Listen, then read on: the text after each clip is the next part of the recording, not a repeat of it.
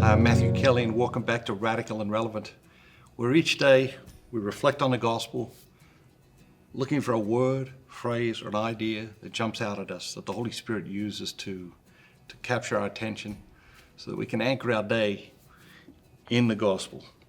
Today's reading is from the Gospel of Luke, chapter 2, verses 36 through 40. There was a prophetess named Anna, the daughter of Phanuel of the tribe of Asher.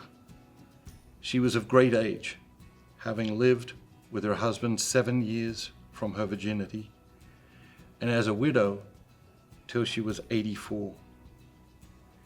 She did not depart from the temple, worshiping with fasting and prayer day and night. And coming up at the very hour, she gave thanks to God and spoke of him to all who were looking for the redemption of Israel. And when they had performed everything according to the law, they returned into Galilee, to their own city of Nazareth. And the child grew and became strong, filled with wisdom, and the favor of God was upon him. What jumps out at you today? So we've got Joseph and Mary have taken Jesus to the temple to present him according to the law of Moses. Just as any Jewish couple would have taken their child to present him to God as the law prescribed. And what I find fascinating here, what I find just overwhelmingly beautiful, is that here we have the Son of God, here we have the Messiah, here we have God himself become man. And Joseph and Mary, they still are living by the law. They're not saying we're special, he's the exception. And how often do we do that? How often do we say, well, that rule doesn't apply to me, or that law doesn't apply to me?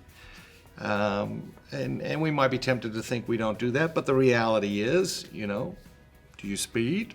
Yeah. Only sometimes, maybe. Yeah. When?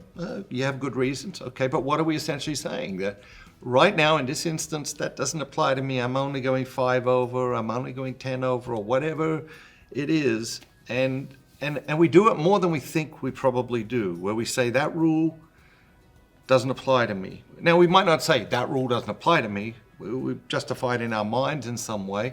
We probably don't say, hey, I'm special, I'm an exception to the rule. Probably none of us, that arrogant or completely narcissistic. But what our actions are saying is that that's what we are saying.